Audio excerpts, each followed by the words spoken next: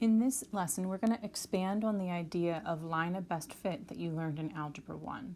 At that time, you'll remember that you estimated a line of best fit and that when you did this by hand, you got a different answer than your classmates. So now we're going to use technology to expand this idea, and we'll end up with a more exact idea, and we'll all get the same solution this time. So your regression line is just if you look at your scatter plot and you decided that the form was linear, you're drawing a line through those data points that gets as close as possible to all of them. And we'll kind of talk about what that means in terms of as close as possible. So this is our regression line. Now, in terms of interpreting this, we're going to use, instead of y equals mx plus b, like you did in Algebra 1, we're using y hat equals a plus bx. But everything about y equals mx plus b that you knew before also applies here. So there's a slope, there's a y-intercept. The y hat is your predicted value. So it's the equation of the line that you get from the sample that you took. So a lot like when you did p hat was your proportion of successes from your sample. So it's kind of a similar idea here, where your y hat would be the equation for your sample data, and you're trying to estimate an actual data, which would be just your plain y value. Okay, so your a is your y-intercept, your b is your slope. Now, one thing you can do if you are writing y hat equals a plus bx, then you need to define what y hat and x are. One way to save some time is, instead of writing y hat equals the predicted price and x equals the miles driven, is you can write your equation with words sort of like this, and that would take the place of writing y hat equals a plus bx and then defining what the what the y and y hat and the x are. So in this one here, we're looking at how to interpret the slope and the y-intercept. So in this problem, the slope is your negative 0.1629, and that tells us for every mile driven that the price will go down by $0.1629. You're always looking for an interpretation of something like, as the x value changes by 1, what happens to the predicted y value. And then for your y-intercept, that's the 38,257.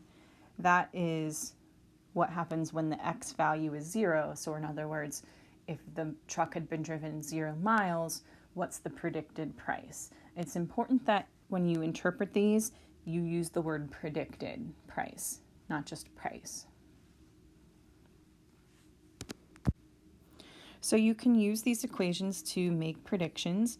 So here we're looking at our regression line, and we're asked to take a guess at what the price of the F-150 would be if it had been driven 100,000 miles. This is an example of something called interpolation. So interpolation means that you're making a prediction for an x value within the range of data that you have, within the range of miles driven that you have data on. So our data includes values between 0-ish and it looks like maybe closer to maybe a little more than 140. So if you're making a prediction for some value in between those, then that's an example of something called interpolation. Essentially, you're just plugging a number in for x and solving for y hat. Now, extrapolation would be trying to make a prediction for a value that is outside of that range. So again, ours kind of peaked at 140,000 miles. So you wouldn't want to use our model to try to make a prediction for a truck that had 200,000 miles on it.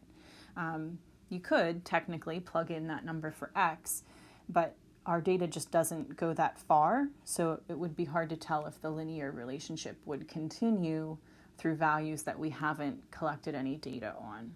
So you want to be careful about extrapolating. Next up, we have the idea of a residual. So a residual is basically just how far off your predicted answer and your actual answer are. So the line is your prediction, and then the points are your actual values.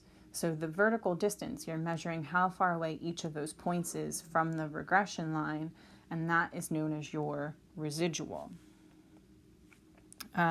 So your residual, you're using the formula residual equals the actual value minus the predicted value, or the y minus the y hat. And you'll often sometimes see the residual written as an E. So if you see that, that means residual. And just one final word about what happens in your calculator.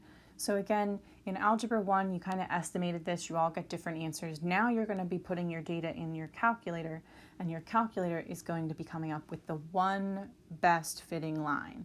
And we call it the least squared residual line. So we want all of those residuals to be minimized, but we don't want to worry about positives and negatives, because if we just add all those positive and negatives, they're going to add up to 0. We want the square of them to try to get rid of those negatives, and then we want that sum of the squared residuals to be as small as possible. And what your calculator is doing is it is making the line that achieves that. So that's why we call it the least squared regression line. And you may sometimes see it written as LSRL, for least squared regression line. Make sure you do take a moment to watch the video on how to use your calculator to get the least squared regression line equation, and then try the practice problems.